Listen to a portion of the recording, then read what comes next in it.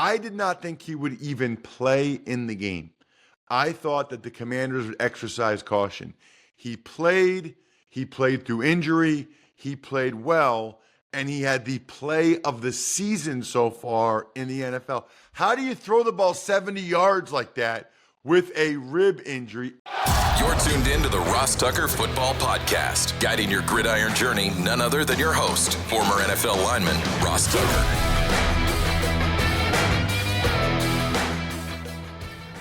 Oh, yeah, it is.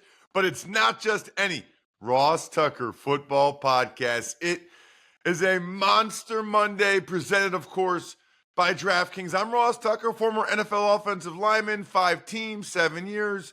Now I got a bunch of broadcasting gigs. What a fun game in Cleveland yesterday for CBS on the television side. Browns, Ravens. That was amazing. I'll be back at it Saturday with an incredible college game. Air Force Army back up at West Point for my only time this year. My home away from home over the last 5 years or so. Should be fantastic. It was a ridiculous day of professional football. Feel so fortunate to have all of these different podcasts, the Even Money Betting Podcast, College Draft Podcast, which we'll record momentarily, Fantasy Feast Podcast, of course, the Ross Tucker Football Podcast, to give you my overarching themes from the Sunday that was in the NFL, and then dive into the 2 or 3 big takeaways from every game on a spectacular Sunday in the NFL. New week means new winners, which means I love giving you guys stuff. I just live in my house, Pennsylvania. I personally write your name out on the envelope and send you the signed press pass or picture or football card. Just comment on any social post from @RossTuckerPod or repost it, or take advantage of any of the sponsors you hear me talk about on the show, either now or before. It could be a box for future fans. Could be westshorehome.com/Ross. Could be a picture of you drinking Labatt Blue Light. I don't care. And then the YouTube shout out, I do a video for you, like a cameo style video, youtube.com/Ross Tucker NFL. It's Big Show time. The Big Show. All right, Ross, what were your overall themes from Week 8 across the NFL? Well, first, I should mention, I think most people know this, but the Big Show on a Monday, my overall themes presented by Labatt Blue Light. Drink some Labatt Blue Lights with your friends. Live life to the power of we. Always enjoy responsibly. Beer, Labatt USA, Buffalo, New York. Well, it's weird because there's always like a little bit of news, Jack, that I feel like I need to get into before some of the overarching themes. So the news, very scary, that happened since Friday's show about Broncos wide receiver Josh Reynolds getting shot twice, leaving a strip club in Denver. You know, between Ricky Pearsall, the Niners receiver getting shot, Josh Reynolds getting shot, it's very, very, very, very, very scary. Very scary. And the other news that's significant since we recorded Friday morning is just Christian Darrisaw being out for the year. The left tackle for the Vikings. Feels like a long time ago, but that happened Thursday night. We found out Friday after we recorded the show. That's a huge loss, obviously, for a really good and important player for the Vikings. There's certain positions that hurt more than others. That position, that hurts quite a bit for the Vikings. A lot of trade chatter, by the way, over the weekend, right? Although now Christian Kirk gets hurt, so he won't be traded. He's done for the year with a broken collarbone. We'll see. There's a lot of talk around Zadarius Smith from the Browns, who just did that. I just did their game yesterday. So the trade deadline is November 5th. So we got about 10 days, I guess, before that. No, I guess 8 days before the trade deadline. So it'll really heat up. It's a week from tomorrow. It's election day. So a week from Tuesday. Next thing, absolutely thrilling 1 p.m. finishes. Now, my game was incredible, Jack, and I loved it.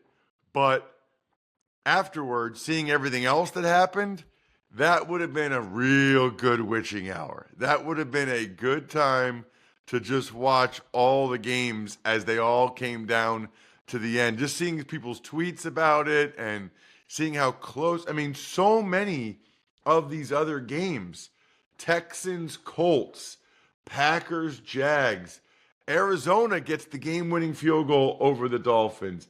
The Patriots go for the game-winning drive to beat the Jets. Obviously, my game, Jameis Winston throws the bomb for the go-ahead touchdown. Atlanta and Tampa Bay was close. I mean, really, only Detroit killing the Titans and the Eagles pulling away from the Bengals were the only ones that weren't thrillers in that 1 p.m. witching hour. Was it awesome, Jack? Oh, it was phenomenal. I was live tweeting from the pod account, trying to get everything at once. I was trying to watch you. It was madness. You know, that is, I tweeted this last night, a little bit tongue-in-cheek, but not all. Yesterday, those 1 o'clock games, and then the Hail Mary with Jaden Daniels and the Commanders, it was just such a spectacular day of pro football. And in particular, I would say the Hail Mary, but all those endings, that it is why we need to spread the word globally. You know, there's so many kids all over the globe that don't even know what billions don't even know what football is. And I like soccer. I love basketball. I'm fine with baseball. I like baseball. Come on, man. I mean, come on, man. All right. The other thing I would say is Any Given Sunday, Jack, right? I know it's the name of a movie, but Browns were heavy underdogs to the Ravens. They beat them. The Patriots were heavy underdogs to the Jets. They beat them. I mean, you don't know what's going to happen in these games. Speaking of the Jets, man, that's probably it. It really might be over for them. I guess theoretically, you know, they could go 8-1 in the next 9 games, and that's possible. It is. But when a team is 2-6, it's kind of hard to imagine them going 8-1 over the next 10. I mean, they're capable of it, but I doubt it. I cannot believe they lost that game.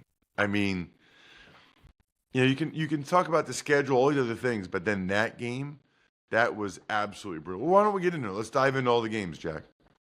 Let's talk about my friends from Smirnoff, the world's #1 vodka and an official vodka partner of the NFL. I love this. Smirnoff is giving fans in select areas of the country, like maybe where you live, a chance to win the ultimate game day experience, from tickets to sideline passes and much more. All you have to do is go to gamedays.com until November 15th to enter for your chance to win. Smirnoff, we do game days. Please drink responsibly. Smirnoff number 21 vodka, distilled from grain, 40% alcohol by volume. The Smirnoff Company, New York, New York. Please do not share with anyone under legal drinking age. No purchase necessary, 21 plus, ends 11/15/24. See rules at website for participating area and other important details. Sponsored by Diageo Americas Incorporated, New York, New York. We do gamedays.com. All right, we'll start with the game that you were at. Cleveland, they pull off the upset at home over the Ravens, 29-24. And the food was legit. I was very happy with the food. They had beef and steak and a salad bar, and they had side hot dogs and stuff. And then in an omelet station, Jack, and then they had these coolers with ice cream. So at halftime, not only did I have a chicken Caesar wrap, but I had one of those huge, like, Toll House ice cream cookie thing. It was Bunny. What's it called? Blue Bunny? Ohio. What's that? Is it Blue Bunny? Yeah. Blue Bunny. I had at halftime one of those huge ice cream sandwiches. Oh, it was so good. Loved it. Listen, I mean, the Ravens had so many chances to win this game. It was not their best performance, clearly.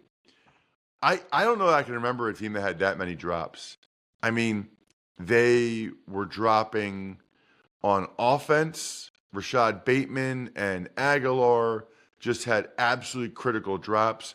On defense, they dropped 3 or 4, including, it's unbelievable, a couple of the ones that they dropped. Like Jameis on the first drive threw it right to Eddie Jackson, like threw it directly to him, and he dropped it. And then late in the game, he gifted an interception to Kyle Hamilton to end the game, and Kyle dropped it. And then the next play, Jameis throws a deep post, a deep over route to Cedric Tillman, who goes right past Eddie Jackson. It was that environment was electric. I was so happy for those fans and those people to be able to celebrate a win. Obviously, they don't like the Ravens because they used to be the Browns and they moved there. Jameis had a really nice game statistically.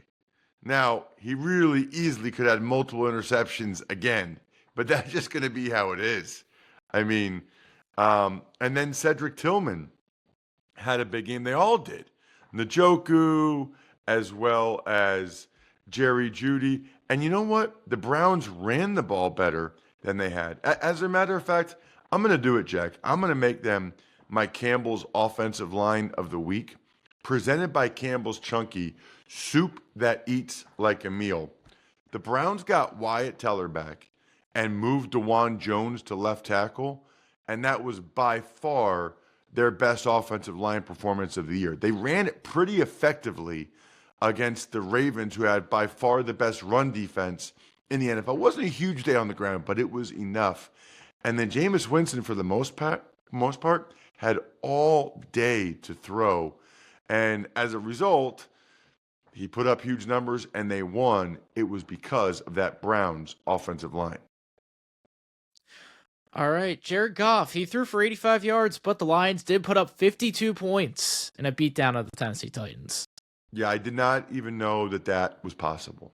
I mean, that is just ridiculous. They had a 50 burger before the third quarter even ended. Man, I don't know if the special teams coordinator for the Titans is still going to be there. I am not in the business of firing people or calling for people to be fired.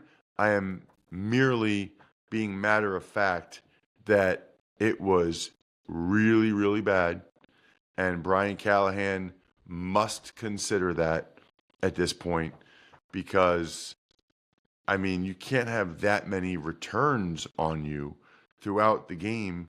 Jahmyr Gibbs also absolutely electric. He showed it again. It was weird because it was the second week in a row, Jack, where the Titans kind of started strong under Mason Rudolph, moved the ball in the first quarter. I think at one point it was 14-14, and Calvin Ridley ended up having a big game. Final score, 52-14. Wild. A late fumble made it close, but Houston was able to hold on to beat Indy 23-20. That was absolutely wild. That, like, the Texans were about to salt the game away, and then there's a fumble return for a touchdown. Probably the biggest takeaway from the game is just Stephon Diggs' non-contact injury. That did not look good. We'll wait for the testing or the results today. The Texans' O-line is still struggling to protect C.J. Stroud, and it's starting to affect him. He is not having as good of a year as he had last year. I think the offensive line's a big part of it. Joe Mixon, he's kind of doing his part, carrying the load, had that awesome run. Jonathan Taylor gave the Colts a spark for sure. Anthony Richardson, he's putting up some numbers that we've never seen a guy put up before. I mean, it's pretty wild what he's putting up right now, and in a negative way. I mean, if he didn't have that touchdown pass to a wide open Josh Downs, it would have really been bad. Then he takes himself out of the game. I'm thoroughly confused by that one. Anyway, in fairness to him, he was running all over the place, because Daniil Hunter and Will Anderson were both all over him all game. Green Bay, they had another walk-off field goal this week, beat the Jags 30-27. So we're all now watching the Jordan Love groin injury, a second injury for Jordan Love this year, which is noteworthy because, remember, Brett Favre never missed games. And Aaron Rodgers got hurt some. But I don't know. I mean, this is only Jordan Love's second year as a starter, and this is the second time he's suffering like a minor injury, I guess, which is better than a major injury. You know what happened, though, is after that, Josh Jacobs kind of put the team on his back. The Jaguars, Xavier McKinney, another interception, which is just outrageous. I thought Trevor Lawrence was up and down. I mean, he had some really good moments. The Jags put up 27 points, but he also had a couple of costly turnovers. And then I already mentioned the Christian Kirk thing, but how about Malik Willis? I mean, most people didn't think he had any chance to be a competent quarterback at all. And yet, not only did he have those 2 wins when he started, but now he comes through at the end again to get the Packers another win. Speaking of walk-off field goals, Arizona, they get one in a 28-27 win in Tua's return. Wow. I mean, Jack, this is a huge, huge swing game, I feel like, for these two teams. If the Dolphins won it and got to 3-4, then you're feeling better about sort of where they're at, right? You're feeling better about their position and thinking they have a chance. But instead, the Cardinals win to get to 4-4. The Cardinals lead the NFC West right now. That is bananas. And it was primarily Marvin Harrison Jr. came alive. Trey McBride in the second half with that comeback. Obviously, the Dolphins' offense was much better with Tua at the helm. Devin Achane had a big day, probably his biggest day of the season. It was not huge days for Waddle and Hill, but better. But once again, Chad Ryland, I think that's his third game-winning field goal for the Cardinals. He only got there a month ago. It is bananas. Former Patriots draft choice. He's from Lebanon. He's from right near where I live. So good for Chad. Good for the Cardinals. I think it is panic time for the Jets. The Patriots, they get the win at home 25-22. Yeah, I don't know. I think we passed panic time a week or two ago. I think it's going to be very interesting to see how the rest of the year goes because like Aaron Rodgers, Devontae Adams, they're not like play out the string kind of guys. You know, they're not like, hey, let's see if we can get to 8 wins kind of guys. I mean, it could really get ugly for the Jets. It already has. I mean, Garrett Wilson, he stepped up. He's doing everything he can, but they're just a sad football team. Offensively, using those timeouts, like delay of game. I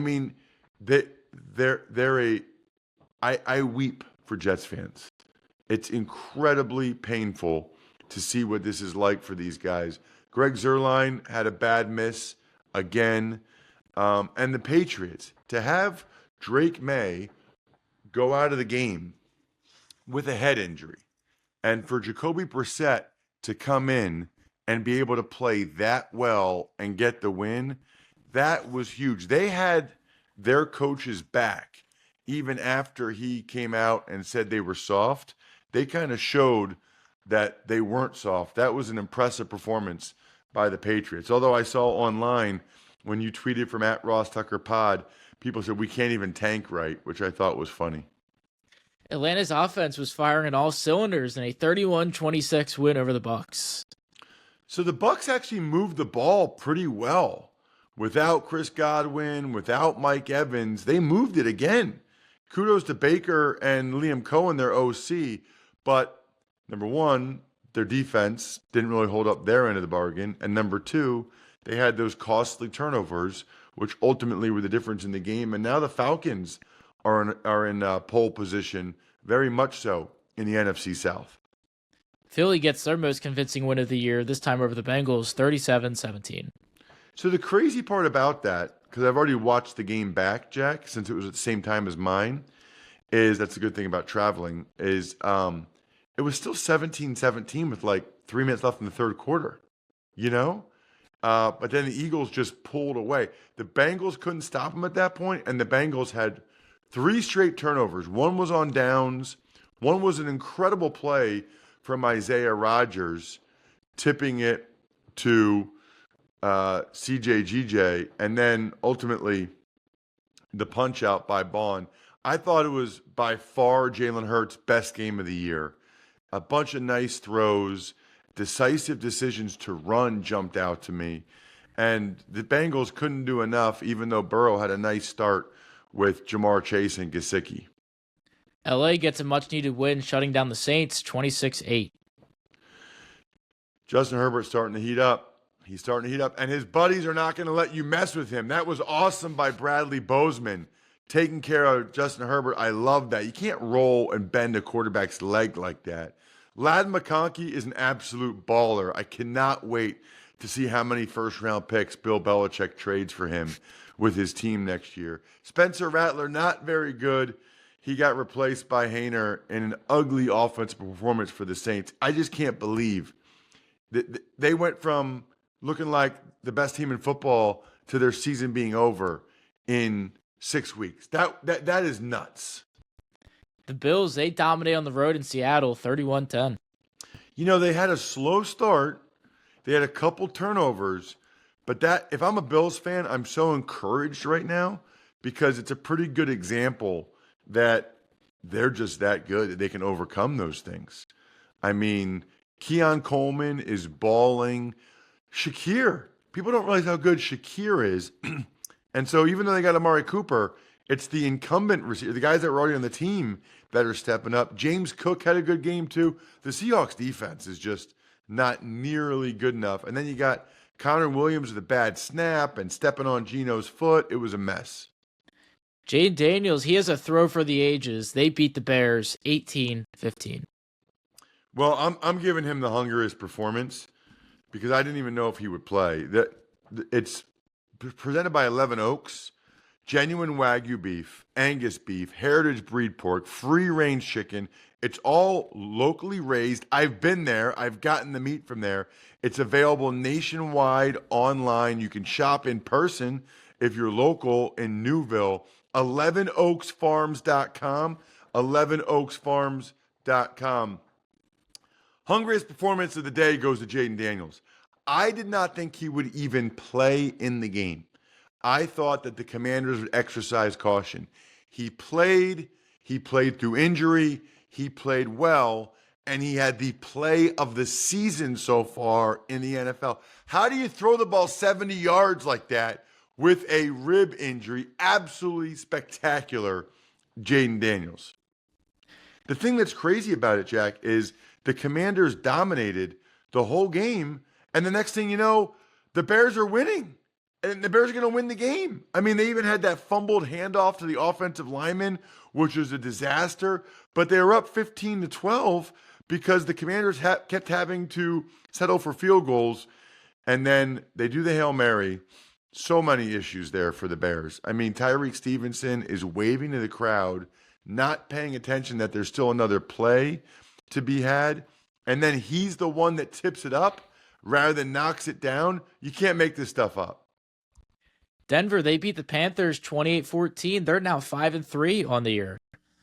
So Bo Nix had a good game, but he did it against a terrible Panthers defense. I mean, the Panthers are bad. Bryce Young actually got off to a good start, but then he had those 2 interceptions and really didn't do anything for a while. Broncos defense good as always.